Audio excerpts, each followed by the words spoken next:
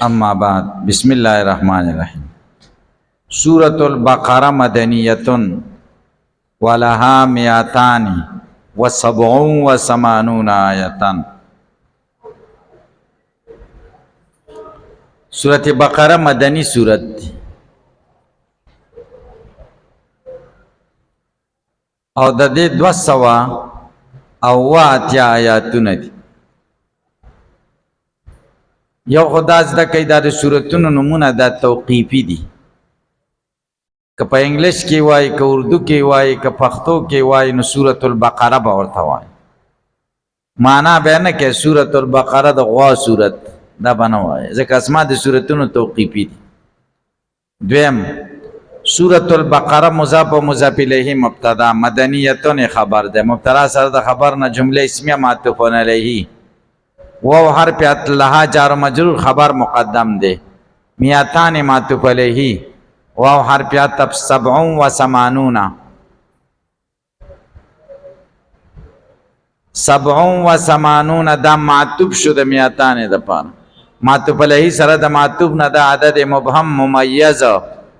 آیتن تمیز ش ممیز سره د تمیز نه مبتدا مؤخر شو د لها د پاره، خبر مقدم سره د مبتدا مؤخر نه جمله اسمیه خبریه شو. الکه په ترکیب پوه شئ دا زده کوي دا ترکیب ګورئ. ولها میاتان و 87 آیتن. بسم الله الرحمن الرحیم. الف لام میم وسائر الالفاظ التي يتهجأ بها اسماء. د دې ځنا حضرت امام بیضاوی رحمه الله یو سلور مباحث ذکر کړي. اول باس الف لام میم کې نحوی بحث، دیم الف لام میم کې د رسم الخط بحث، دریم الف لام میم او حروف مقطعات کې په اعتبار د اعراب او بنا سره بحث، سلورم الفاظ تهجی په اوایل د صورت کې راوړي دي، د دې څه وجوهات دي، اسباب او دلیلونه. اول بحث الف لام میم کې نحوی بحث. الف لام میم دا اسماء دي او که حروف دي، مشهور خدا د دې تمنګ سوای حروفي مقطعات چې دا حروف دي او مقطعات ورته ولي وای ځکه مقطعات د تقطع نه د غوڅ غوڅ ویلو ته ویل شي، دا غوڅ غوڅ ویل کیږي، یو ځای نه ویل کیږي چې علم الف لام میم علم نه وای، الف لام میم به وای غوڅیږي غوڅیږي نو ځکه ورته مقطعات وای.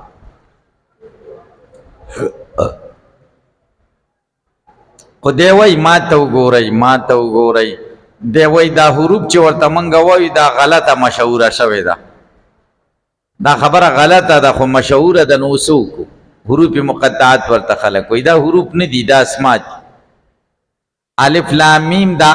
اسماء دي، الف اسم ده، لام اسم ده، میم اسم ده. و دې داوت دي، د داوی دو شق دي، دو جزء دي، یو ایجابي دی او یو سلبي دی. ایجابي شق دار چې الف لام میم دا اسماء دي، او سلبي شق دا ده حروف ندي. دا دعوه شو، په دې دعوه بدري دلیلونه پیش کی. سو دلیلونه درې دلیل الف لام میم دا اسماء دي حروف ندي، دا دعوه شو. اول بعد دعوه ذکر کی او په دې دعوی درې دلایل ذکر کی. لکه تاسو په خبره پوه شئ کې په دا اسماء دي او د دې مدلول حرف دی. الف مدلول څه دی؟ د لام مدلول څه دی؟ لا. د میم مدلول څه دی؟ یلکا تراکا په دې ځان پوهه کړئ.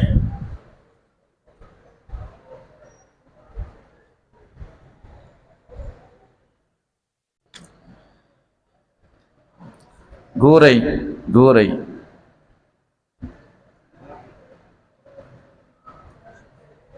میم دا وسې سم دی کنه، او دا میم دا سپاره کې چې کم میم دی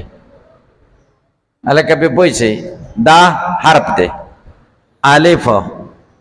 الف منګه چې په جبه کوم وایو الف دا اسم دی او دا چې په سپاره کې کم دی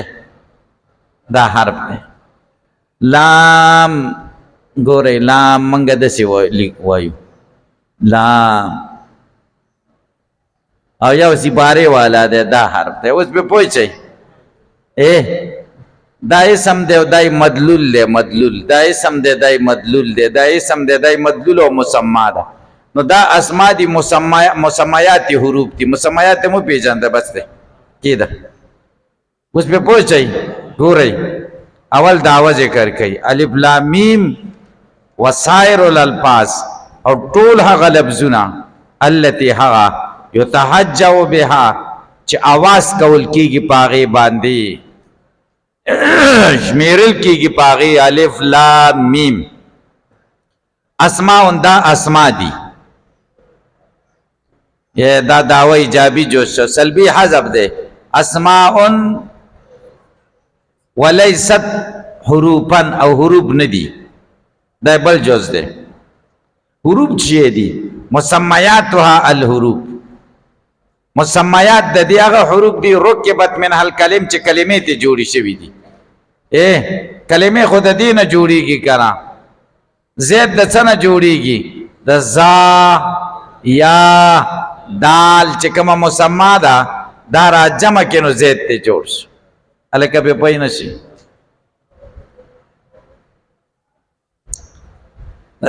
دیزه پر دعوه شوا چه الف لام میم اور ټول هغه الفاظ چې حروف هجا چشمیر پی کیږي आवाज پی کیږي دا څه دي اسماء دي مسمیات حروف دي درې دلیلونه اول دلیل لدخولها په حد الاسم ځکه دا داخل دی په تعریف د اسم کې او هر هغه شی چې داخلي په تعریف د اسم کې هغه اسم نو دا اسماء اسم څنګه داخل دی په تعریف د اسم کې مستقل بالمفهومیت دي کنه دي الکه مستقل بالمفهومیت دي کنه په معنا دلالت کوي کنه په مسما کا معنا باندې دلالت تو کنه دا معنا شو کنه دا دویم دلیل و اعتبار ما یختص به او د پرلا پسې یو د بل پسې راتل د هغو علامو چې خاص دي د اسم پورې اسم پورې چې کومې خاصې علامې خاص دي هغه په یو د بل پسې راځي یو د بل پسې اکم دي من التعریف والتنکیر والجمع والتصغیر تعریف پم راځي الالف اللام المیم په پهل الف لام راځي او په حرف تنکیر پم راځي الفون لامون میمون جمع پم راځي الفونا لامونا میمون تصغیم پہ راضی اولیب ونحو ذالک یا د دې پشان نور چې کم خواص د اسم دل کا اضافت چاله پوکا لاموکا میموکا علیها پدې باندې د چې کم خواص معظمه مکبره د اسم دی پہ راضی او کم الفاظ چې باغی باندې خواص معظمه د اسم راضی هغه اسم نو دا مې سم شو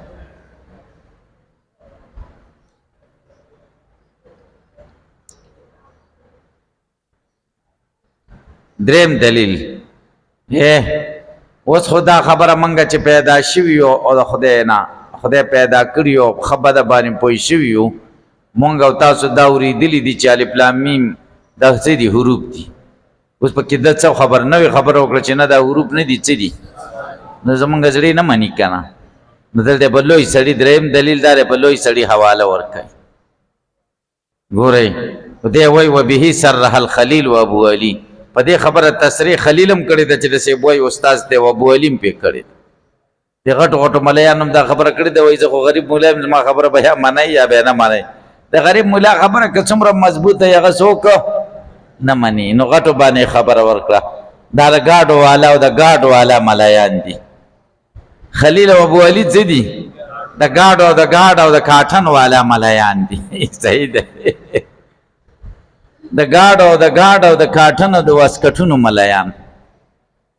نو بده یا د غور کړ چې دا خو منای کنه تاسې په خبره پوه شئ که پې پوه نه شئ خلیل په دې تصریح کړې ده ابو علي په تصریح کړې ده وایي زما خبره که نه منئ د هغوی خو ومنئ که وما روا ابن مسعود دا اوس یو دپه د اعتراض ده اعتراض دا ده چې تا ویلې چې الف لام میم دا څه دي اسما دي صحیح ده او حدیث کې خود ابن مسعود راغلی دی چې الف حرف دی لام حرف دی میم حرف دی حدیث کې ورته حرف ویل شوي دی او ته ورته څه وایي هلکه پې پوه شئ په اعتراض پوه شئ حدیث د ابن مسعود دی چې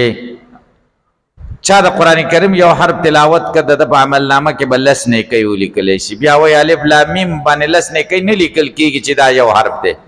الفن حرفن لامن حرفن میمن حرفن الف حرف دی لام حرف دی میم حرف صحیح ده نو الف لام میم ته حرف ویلی کنه او ته وایي چې دا اسم د دې سره سکی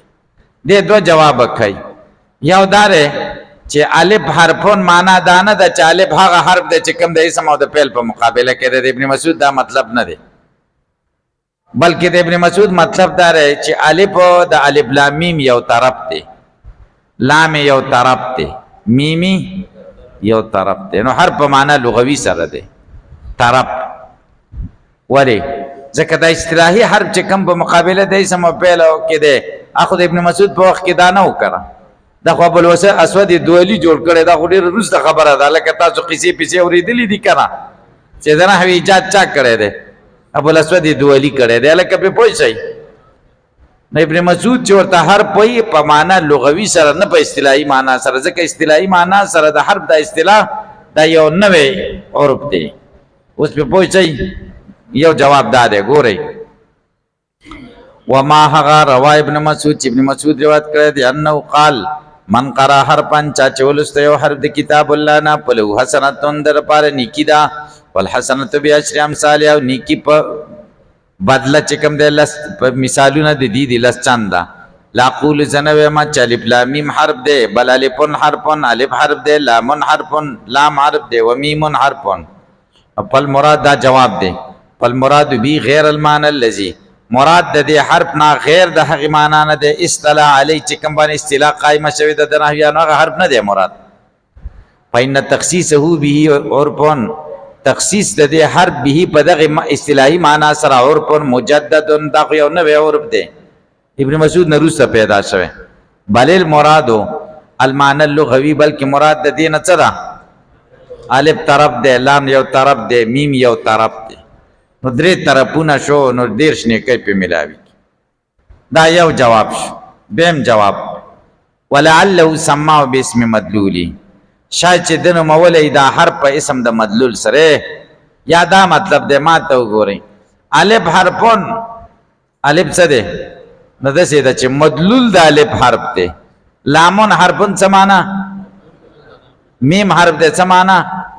مدلول حرف دی که نه یا لکه مدلول خو حرف دی چې ما درته سپارې والا ولیکل که نه خو حرف دی که نه ولعله شاید چې د سماهو نومولی دا به اسم مدلولی په نوم د مدلول سره دې ته حرف ویلی دی په اسم د چا سره مدلول سره چې مدلول حرف دی که نه نو د مدلول نوم یې دې ته ورکړی دی تسمیه د دال یې کړې ده په اسم د چا سره هلکه په دې ځای پوه نه تسمیه د دال یې کړې ده چې اسم دی په نوم د مدلول سره چې حرف دی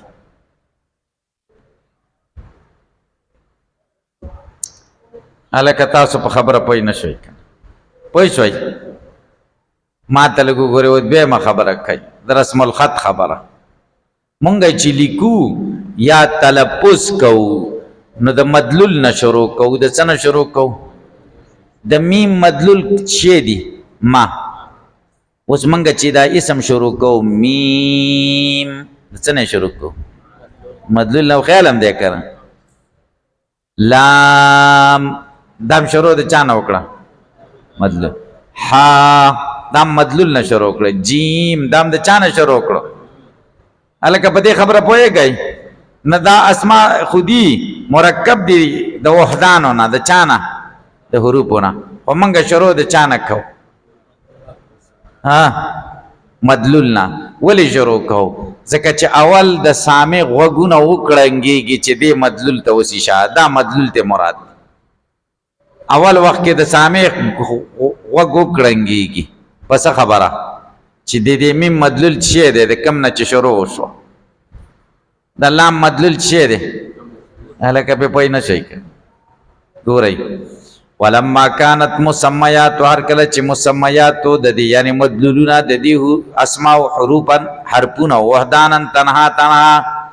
وهي او دا اسماء مرکبه مرکب صدرت بها مصدر کړي شو په دې حروف باندې مصدر کړي چې بچا باندې په دې مدلولات په دې مسميات ولی ليكون تاديتها بالمسمى چې شي ادا کېدل د دې په مسمى باندې ادا کېدل د دې په مسمى اول ما يقرأ السما اول هغه شي چې غوږونه وکړنګي اول غوږونه وکړنګي پوه نه شي اوس سوال دی ما ته وګورئ سوال دی الف د دې مدلول خو کوتک دی کنه الف اوس الف خو د کوتک نه دی شروع شوی د حمزه نه شروع د مدلول نه نه دی دا خو زمونږ یو مجبوری ده کنه الف د کوتک نه شروع نشي کولای ځکه ابتدا به ساکن راځي اخر بارم په استعاره سره واخیسته حمزه واستعيرت الحمزه تو په استعاره حمزه را واخیسته مکان الالف بزید الف باندې لتعذر الابتداء بها ځکه متعذر و ابتداء بها پچا باندې الف باندې لکه په پوی نشي وهي ما لم تلها العوامل دا درېمه خبره ده ما ته وګوره دا درېمه خبره ده درېمه خبره ده چې دا الف لام میم دا معرب دي که مبني دي د دې وروسته راځي دا بحث راځي خاصېدل ته کوي نو وای د دې سره چې عوامل ذکر نه نو دا دغه دي مبني دي لکه زید معرب دی چې عامل ورسره نه که مبني دی زید عمر بکر دا مبنیات دي کنه او چې عامل ورسره ذکر شي جانی زیدن رایت زیدن مررت بزیدن نبیا ځکه معرب خو فالمعرب المرکب الذي لم يشبه مبني الاصل دې چې پورې پوه شئ ما ته وګورئ دا مبني دي خو دا بنا عارضي ده ذاتي نه ده ځکه مبني الاصل سره مشابه نه دي پوه نه شئ دا مبني دي بنا عارضي ده چې عامل پر راشي نو معرب ولې ځکه مبني الاصل سره مشابه نه دي ګورئ وهي دا اسماء معلم تلها العوامل ترسو پوری چې دې سره عوامل نه نږدې موقوفتن وقف پکې خالیتن عن الاعراب خالی دي د اعراب نه چرپ نسب جر ده ولې فقد موجبه چې موجب نشته ده چې عامل ده مقتضی نشته چې فاعلیت او مفعولیت او اضافت ده لکنها قابلتن یاو لیکن قابل دي یاو د اعراب قابل دي ومعرضه له پیش کیږي د اعراب ته د اعراب صلاحیت پکشتا ولی اذ لم تناسب مبني الاصل ذکر مبني الاصل سره مشابه نه دي الکه به پوه شئ صلاحیت خو پکشته چې دغه پیراولي عوامل پیراول ما ته وګورئ دا معربات دي او بنا عارضی ده نو د دې سکون معارضی ده سکون څه ده یا صاد قاف دغه التقاء د ساکنین راغلی ده کنه راغلی خدای التقاء د ساکنین جائز ده دا التقاء د ساکنین څه ده زولې ځکه دلته دا وقف التقاء د ساکنین خدا وقف د وجه راغلی خدا وقف خو لازم نه دی عارضی دی کړ او په مبني کې دغه شان التقاء د ساکنین نه ده جائز اینا نشي ویل چې یام ساکنه د نونم ځکه کاغه دي ساکن کا نو سکون خو بیا عارضی نه دی بعامل خو بیا نه ختمي کی کړ او التقاء د ساکنین نه ده جائز یا حیثو یا هؤلاء په دیو کې چې کوم دی سکون مبدا مبني بر سکون کوي نه کرا اصل خو بنا بر سکون ده خو مبني بر سکون کوي نه ولی ځکه اجتماع د ساکنین راځي او اجتماع د ساکنین عارضی نه ده چې پس ختم شي دایمي ده عامل خو هغه بیا نه ختميږي کنه د مبني هغه خو عامل نه ختميږي او صاد او قاف والا اگر چې التقاء د ساکنین رااله خدا جائز ده ځکه دا عارضی د عامل پر راغی بیا بنئ. ولذالک دې د وجنا چې دې کې دا بنا پکې عارضی ده. قیل ویل کیږي صاد قاف مجموعا فیهما چې جمع شوي دي په دې دواړو کې بین ساکنین ساکنانو په منځ کې. ولم يعامل معامله نه ده شوې د دې سره معامله عین د عین معامله ور سره نه ده شوې. وهؤلاء د هؤلاء معامله ور سره نه ده شوې. د حیث معامله ور سره نه ده شوې چې اخر مبني ک پسې مبني ک په فتحه ک په عین کې په کسره ک په هؤلاء په ضمه ک په حیثو کې الکه په پوښ سکونی پیرانه وړ ولی